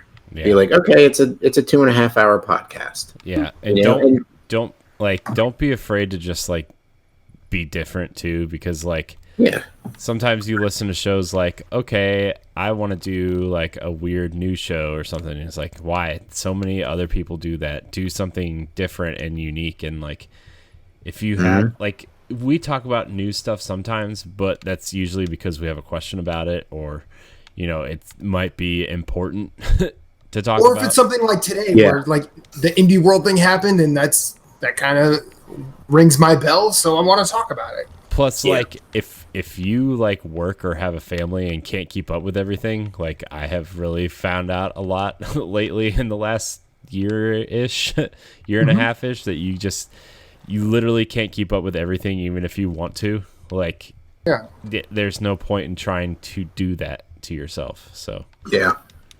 because like I've changed multiple shows just to accommodate things that maybe I can't keep up with anymore, like what I mean. So it's just be unique, be yourselves, be conversational, and like, look, granted, you're not gonna sound good on the first episode, so you need to probably try to be in about like within 5 to 10 episodes you'll find your rhythm and find a way to really enjoy it, and then that's how you do it. Yeah. I don't remember where I saw this, but I think it might have been in Phoenix Overdrive's Facebook group that someone had started a podcast, or he had tried a couple of times to start a podcast, and it got like 2 or 3 episodes, and then it just stopped. I think the other important thing I would say is it's not easy. It's easy to talk about, and it's actually easy to record an episode, but it's not easy to do in a weird way, because like all of us, we kind of have to commit to being here. Yeah, we do. Like, and like, you know, Moose, you do 2 shows a week. Corey, you do 2 to 3 shows a week, I think. I do. Well, we'll go with that for now. And like, I only do the one podcast a week because you know, I just don't have time for another one. I wish I did, but I don't. Maybe one day, but like it's still work to just manage to be there on time, and that's hard. Mm-hmm. The one thing I would say, I'm going to assume that person doesn't listen, but if perhaps you do, like, make sure that anybody you decide to record a podcast with, make sure you set a time and place that you're going to be there and do it, and make that consistent. Yeah. And then, you know, everything else comes after that. And don't, like, also, like, even if you want to start a podcast, don't like be afraid to start one or do one by yourself too. Yeah. You know, because, like, you know, Ed does his podcast by himself. He's been doing it by himself for years, right? Like years he's been doing it. And like, yeah, he'll have guests on, like, you know, I'm recording with him tomorrow night for Yep, I've been on his show. And like, you know, but a majority of his show is just him by himself and talking about a topic for an hour and a half, sometimes longer. Like, you know, don't be afraid to do that either. Like, I'm thinking about doing something like that as well soon. Like, it probably won't be like a weekly thing, but just to get, like, you know, I would like to do something where, like, maybe we interview people, or, you know what I mean, something like on that to that effect. And so, yeah, you know, it's always helpful to have people, your friends, come in and help you and talk about stuff. But, you know, if you want to do one, try it out by yourself. See what you want to talk about too. Do practice episodes. Do, you know, see what kind of, how you sound and what you think you should change about how you sound. Like, I know that kind of sounds like mean, I guess, but like, I can't tell you how many times I talk into a microphone and try to change how I talk because I don't like the way I sound when I talk. You know, a lot of the times I'm very monotone and very kind of like even keeled, whatever. But like, you know, just if you like doing intros to a show, if you don't feel comfortable hosting, find a host. That's why Matt's hosting the show, right? Because like, I don't really like how I host shows, but I feel like in all honesty, like, I always wanted to do a podcast, but I always feel like I'm a better Robin to Batman, right? Where you know, you're more reactive and not proactive. Yeah. So I feel better in that role. And if you feel better in a role, take that role, you know? And like, there's a podcast I really like listening to. It's called Spawn on Me. And originally it was multiple people, but Khalif Adams is now doing it solo. And he's been doing it solo for months. And I think, like, if you wanted look at Ed and look at Khalif and like see how they do it solo. I mean, it can work solo. I think if you're going to do a solo show, you kind of have to have your thoughts together. Mm-hmm. Notes, like, preparation. Like me personally, I don't think I could do a solo show because the way I speak, I have a lot of pregnant pauses, and I tend to be better bouncing ideas off somebody than just speaking to myself. Like, and the fact that, you know, Ed and Khalif can do that, you know, that's a sign of skill. Mm. Like, it's a very clear and present skill to be able to do that. Yes. So, and if you I would definitely look at those two people to try and just take notes. Because I mean, hell, I when I was first hip to Khalif's show, and when he started doing his solo shows, like I was like, oh, now this is how I can learn. Yeah. And shout outs to them. And I'm going to move on to our final question. Megan Green, Patient Zero of Nerds Gone Rogue. Has your mood ever affected the way you enjoy a game? Have you ever not liked a game and then gone back to it later and loved it? Plenty of times. Yeah. I don't. This isn't a direct example, but like Horizon is a game that I wanted to play, but with the Switch coming out and Zelda and everything, I wanted to play Zelda first, and I popped Horizon in for like a couple hours, and I'm like, I want to play this, but I'm just not feeling it because I'm in the mood to play Switch because it's the new hot thing, and Zelda's the new hot thing, and I was just in that kind of mode, right? And so I went back to Horizon 3 months later, I think. And it's one of my favorite games of all time. I love that game so much. I think that game, and not that it is now, but like I think when that game came out, it was highly overshadowed by Zelda, and I always felt terrible about for them for that because they deserve so many things. And like the big joke at the Game Awards that year is like every year after that was like they got Horizon. It's a great game, but didn't win anything, right? And which is sad because I think Horizon deserves all the praise and all the like.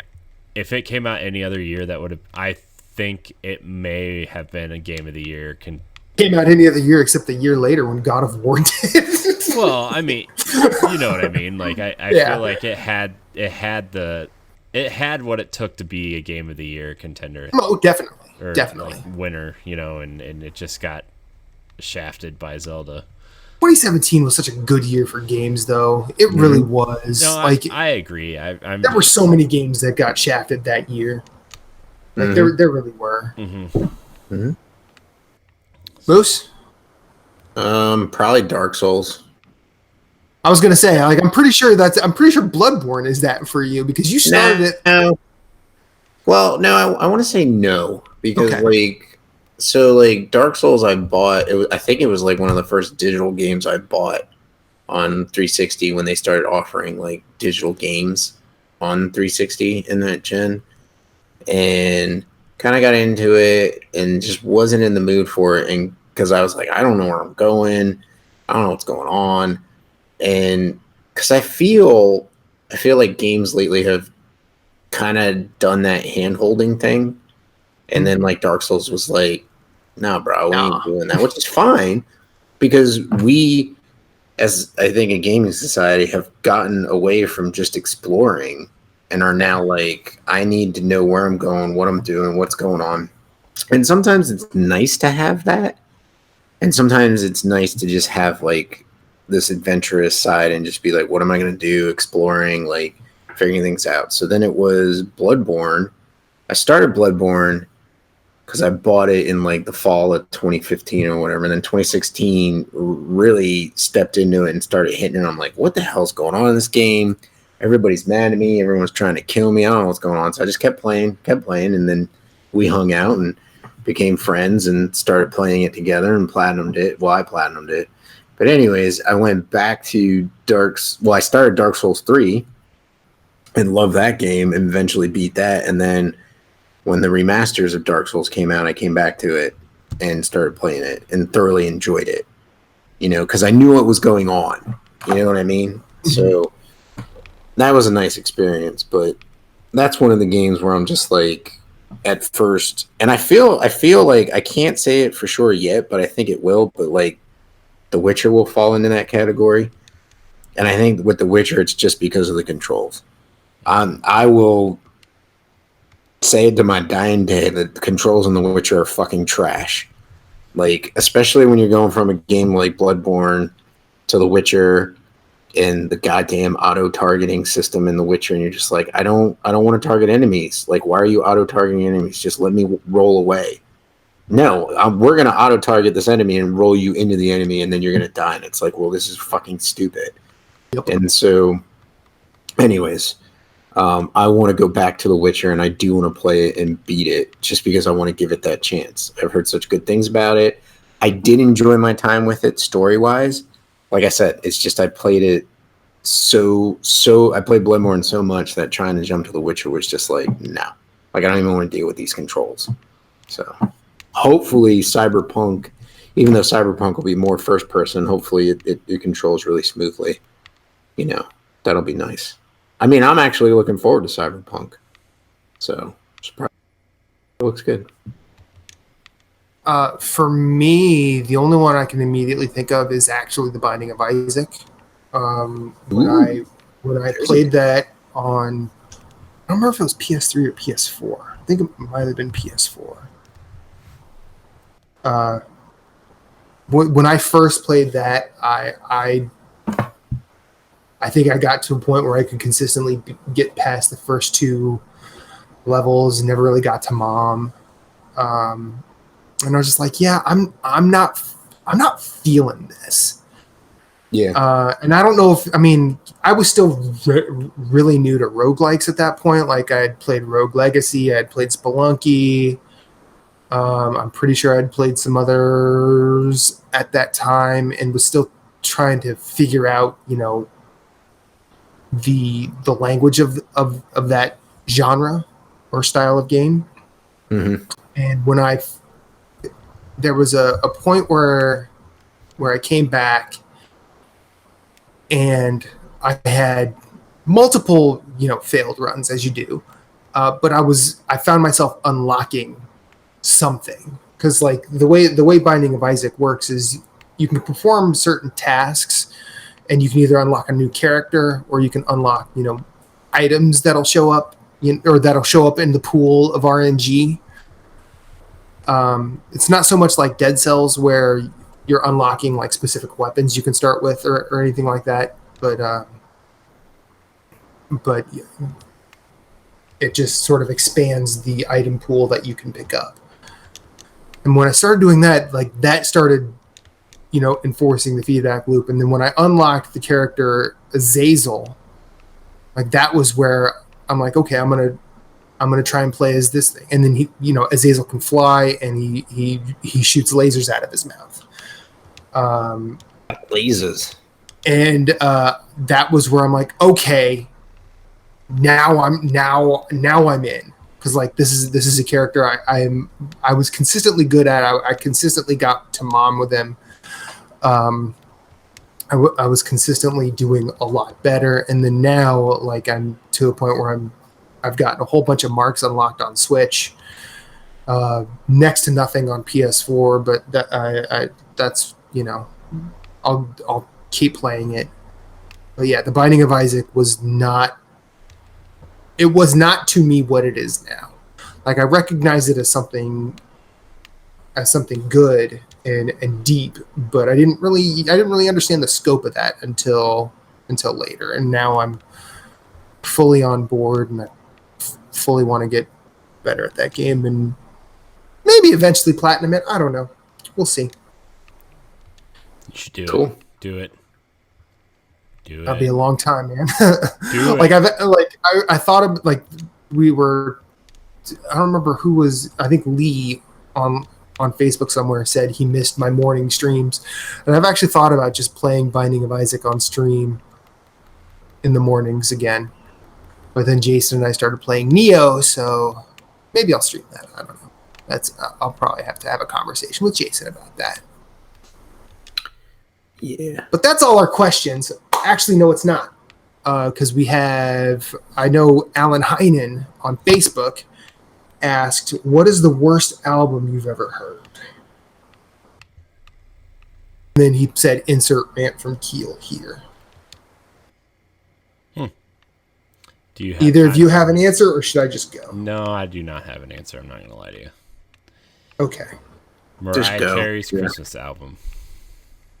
I never even listened to it to even say it's bad. I don't know. I'm just tired of hearing that song every year. Yeah. I don't know why people think that's a good song. I really don't. Because all she wants for Christmas is you, baby. Yeah, I don't get it. I don't get it. I'd much rather hear Loretta Lynn's "To Heck with Old Santa Claus" because I get pissed off when I don't get what I want to.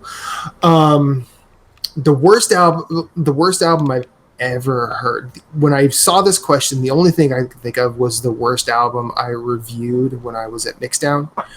The group was Raheem, and it was an EP called Jungles. The fact that they were able to, perform the songs definitely says the band could play their instruments. However, what they delivered was some of the most derivative ass shit that I've ever heard. If you've never heard the band Gang of Four, you may end up loving Raheem. However, because Gang of Four are one of my favorite bands, at least top 20 of all time, I heard this. I'm like, oh, wait a minute. They're basically playing I Found That Essence Rare or At Home She's a Tourist or whatever.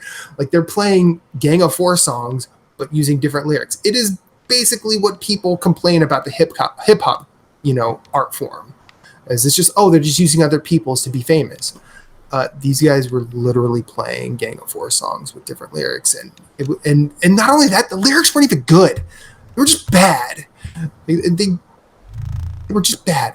They should have just been a Gang of Four cover band. So I'm just saying. But then again, the way Gang of Four is, they'd probably shut that shit down, and they'd be correct to shut Raheem down because Raheem was not good.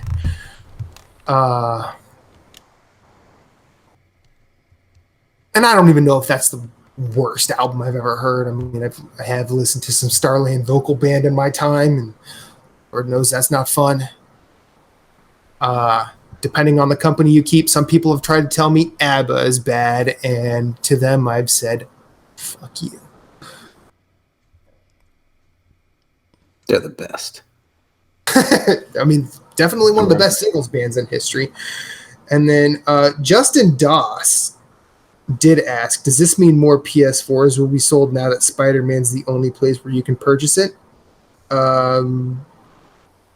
Yes. I think it always was the only place you could purchase it. So just throw him a bone and say yes. Yes. And then he also asked, when will Captain Canada be back on? And when is he going to be invited back? And the answer is, you probably have a better idea of that than we do. You can walk to his house and ask him, because we keep inviting him, and I know he's going through some stuff, but we miss him. I didn't mean to laugh at that, but yeah.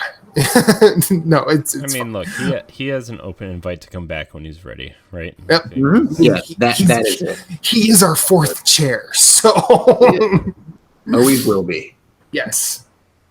All right, but I think that's, we can call 159 an episode at this point, because it is after 11, and I should have left for work a while back. I was wondering that, but I mean, if you were going to keep going, if he's just going to keep running. I mean, it just means I won't be able to play Binding of Isaac before work.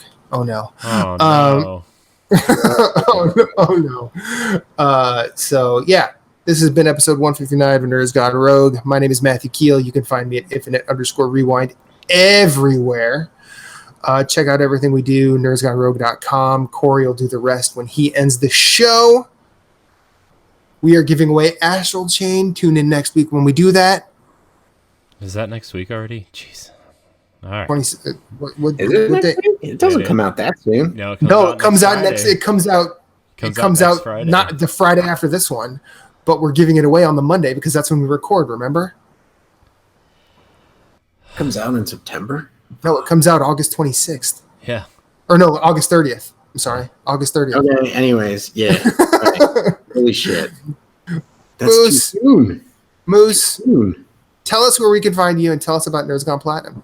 You can find me at Sven on Twitter, Instagram, PSN Network. You can also listen to me, Jeff, and Jason discuss the PlayStation platform live every Tuesday night at 9 p.m. Eastern Standard Time, roughly 9 p.m. Show goes live Thursday mornings at 7 on YouTube and the podcast service of your choice. You can also email us questions, comments, and concerns at nerdsgonerogue@gmail.com. You could tweet us at ng_platinum. Huh? Nerdsgonerogue@gmail.com? Nerdsgoneplatinum@gmail.com. What do you want? I'm tired. I know, it's fine. It's been a long day. What's the phone number?